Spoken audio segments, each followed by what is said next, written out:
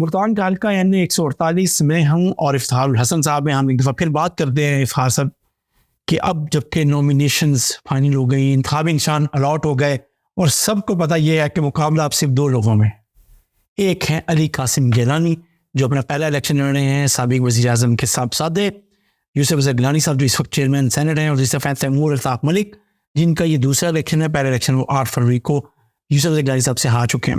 अच्छा, अब ये बताएं जो दिलचस्प बात लोग जानना चाहते, जो सुनना चाहते हैं कि क्या हुआ कि मलिक अहमद हुसैन रिहन मुस्लिम नवाज़ के और हाजी सिकंदर आयात मोहसन साहब जो साबिक वफाकी वज़ीर हैं, वो सुना है इलेक्शन लड़ना चाहते थे और वो लड़े नहीं। कुछ इन्फॉर्मेशन मेरे पास है और कुछ इन्फॉर्मेशन आपके पास है। सबसे पहले तो ये सिकंदर मोहसन साहब इलेक्शन क्यों नहीं लड़ा है? देखिए, सिकंदर मोहसन साहब का मैं समझता हूँ कि जमशेद साहब ये बड़ा इंतहाई दानिशमंदाना फैसला है कि वो इलेक्शन में नहीं है। ठीक है, उनका इलेक्शन बनता ही नहीं था किसी सूरत। ये उनको किसी उनके खैर खाने या जो भी उनका जिस बंदे ने भी उनको मशवरा दिया ना, वो उनका बहुत ज़्यादा हमदर्द है। ये तो उन्होंने बहुत अच्छा फैसला किया है। इससे अगर थोड़ा पीछे चले जाएँ, उन्होंने मियाँ चन्नू में आज़ाद इलेक्शन लड़के भी देख लिए। अगर यहाँ भी आज़ाद लड़ते तो सूरत हाल कुछ मुख्तलिफ ना होती। ठीक है, तो मेरे ख्याल में ये बहुत अच्छा फैसला है सिकंदर मोहसन साहब का। अब आप आ जाए अहमद हुसैन डेर साहब के, वो क्यों नहीं लड़े? अहमद हुसैन अभी तो बात ही नहीं हुई ना, अभी सिर्फ सिकंदर मोहसन साहब की सिकंदर मोहसन साहब पे दूसरी बात ये है। ठीक है, मेरे ख्याल में आपने कहा कि उनका ये दानिशमंदाना फैसला है, वो इलेक्शन नहीं लड़े। लेकिन अब दूसरा पहलू, मैं दूसरी तरफ आता हूँ। देखिए, उनका एक ग्रुप था, उनके भाई इलेक्शन भी लड़े सुबह, लेकिन मसला ये है कि अगर वो अब इलेक्शन उनके भाई नून की टिकट पर लड़े थे, ठीक है, लेकिन अब सिकंदर मोहसन साहब का अभी तक नहीं पता वैसे कि वो किस पार्टी में है ज़ाती तौर पे, नंबर 1। नंबर 2, जब वो अब सिकंदर मोहसन साहब का मसला ये हुआ कि उनका जो ग्रुप है उस हल्के में जो धड़ा है वो अब 2 हिस्सों में हो जाएगा तकसीम। एक वो जो उनको छोड़ रहा है और वो यूसुफ गिलानी साहब के बेटे अली कासिम गिलानी साहब के साथ है। शान अमीर बोसन का भी अनाउंसमेंट हुआ, कुछ और लोग भी हैं। इसी तरीके से उनका जो दूसरा जो लोग हैं वो पीटीआई के तैमूर अल्ताफ़ मलिक को सपोर्ट कर रहे हैं, कुछ नाम और वो भी सामने आए हैं। तो जब इसके बाद जो सिनेरियो बनेगा उसमें सिकंदर मोहसन साहब कहाँ खड़े होंगे और उनका धड़ा क्या वापस आ सकेगा, ये देखने वाली बात होगी। ये तो होगी सिकंदर मोहसन साहब के बाद, ये मेरा पॉइंट ऑफ व्यू है। दूसरा अब चलते हैं, मलिक अहमद हुसैन डेर साहब आप बात कर रहे थे, उससे पहले आप बात करें फिर मैं थोड़ी सी बात कर रही हूँ इसी पे। आपने कहा धड़े, देखिए एक तो बात बड़ी क्लियर है कि 2024 के इलेक्शन में धड़ों की सियासत ऑलमोस्ट खत्म हो गई है। रिजन में रखिए, अब धड़े शड़े किसी के काम नहीं आए। आप 2018 का इलेक्शन देख लें, अब तो आपकी अपनी स्ट्रेंथ वो है कि आप कितने लोगों, किस लेवल की आप कैंपेन चलाते हैं, कैसे आप लोगों को टारगेट करते हैं, आपका क्या बयानिया है, आप क्या सेल कर सकते हैं। ठीक है, अगर तो आपका बयानी सेल हो जाता है तो आपको धड़ों शड़ों की अब जरूरत नहीं रही, चाहे वो देहात है चाहे शहर है। हमने देखा ऐसे ऐसे लोग भी बन गए जिनका नामो निशान नहीं था, सिर्फ वो इसलिए बन गए वो इमरान खान के साथ खड़े थे। इवन हम अगर मलिक तैमूर अल्ताफ़ महल की बात करें तो उसमें भी सियासी जरासीम तो है कोई नहीं, सिर्फ उसके भाई एक बात है, वो इमरान खान का उम्मीदवार है। इसके अलावा न उसमें अहलियत है, न उसमें लोगों के पास जाने के लिए, जैसा होता है ना लोगों में घुल मिल जाना, पब्लिक में रहना, जिस तरह गिलानी के बच्चों में मतलब ये क्वालिटीज़ तो हैं, आप माने। देखे, अगर थोड़ा सा पीछे चले जाएं, जब पीटीआई का बड़ा पीक भी था, इलेक्शन भी फेयर था, जब शहर बानो और मूसा गिलानी का इलेक्शन हुआ तो मूसा गिलानी ने जिस ज़ोरदार अंदाज में कैंपेन चलाई, एक दिन भी तैमूर महल से नहीं चला सकता। मेरी बात पूरी सुने। अच्छा, अब तैमूर महल सिर्फ खड़ा है इमरान खान के बयानी पे। भाई आपको देखें, अब तो ना तो वो सूरत हाल होनी 8 फरवरी वाली, ना उस तरह लोग जोक दर जोक निकलेंगे, ना लोगों में वो जोश रहा है। वो आपने अभी जो 21 को इलेक्शन हुए हैं उसमें आपने लाहौर की सूरत हाल भी देख ली, पाकिस्तान के मुख्तलिफ शहरों में ज़िमनी इंतखाबात हुए, लोगों की जो दिलचस्पी थी वो आपके सामने थी। और ये हल्का भी ज़्यादातर रूरल एरिया है, और तैमूर अल्ताफ़ महल का जो स्टाइल है या जो तरीक़ाकार है वो इंतहाई गैर सियासी है। लोगों को इज्जत देना, लोगों के पास जिस तरह जाना, जिस तरह हमारा एक देहाती कल्चर है वो उनके पास नहीं है। वो सिर्फ इमरान खान के उस पर खड़े हैं कि मैंने पहले भी बड़े वोट लिए और आप भी बड़े ले लूँ। और इसके बरकस अली मूसा की मैंने बात की कि अली मूसा ने किस तरह कैंपेन चलाई और इलेक्शन जीत के दिखाया, और उस वक्त किसी किस्म की कोई 45, 47 या दादली वाला आंसर नहीं था। जो पहला इलेक्शन जिमनी इलेक्शन जीते थे उसमें भी उसने भरपूर कैंपेन चलाई और इस इलेक्शन में भी चलाई। और मैं अगली बात कर रहा हूँ कि अली कासिम गिलानी, यकीन करें मैं बड़ा खुद इम्प्रेस हुआ हूँ जिस अंदाज में वो शख्स कैंपेन चला रहा है, और मतलब है हर बंदे को खुद टारगेट कर रहे हैं, आम से लेके खास तक, खास से लेके आम तक।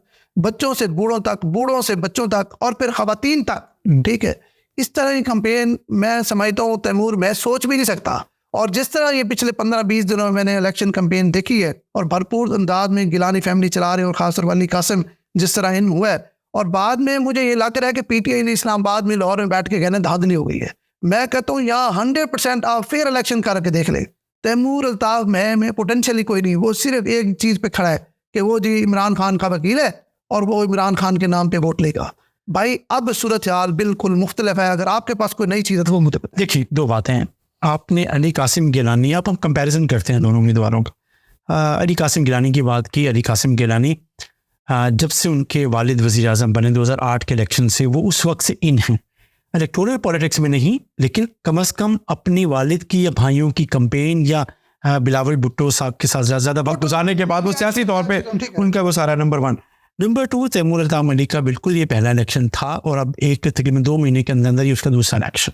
ठीक, ये फर्क नहीं पड़ा, पहला लड़ा है या दूसरा लड़ा है, मैं वही मैं उसके देखिए वो कहाँ पे हैं, हम इस पर तो बात नहीं कर रहे हैं। नहीं, हम इस इलाके, अच्छा, मैं सिर्फ ये बात कर रहा हूँ कि उसका दूसरा इलेक्शन है। लेकिन सिर्फ ये है कि क्या तैमूर अल्ताफ़ मलिक वो जो हैं वो उसको देख रहे हैं जिसके उन्होंने जो वेव थी 2008 के इलेक्शन वाले दिन जो नजर आई, और जो नताइज में भी कहीं रिफ्लेक्ट हुई 24 की 8 फरवरी के 2024 की जो इलेक्शन थी, उसकी जो बात हुई, उसमें क्या उस वेव का हिस्सा बने वो, तो क्या वो समझते हैं कि वो वेव बरकरार रहेगी?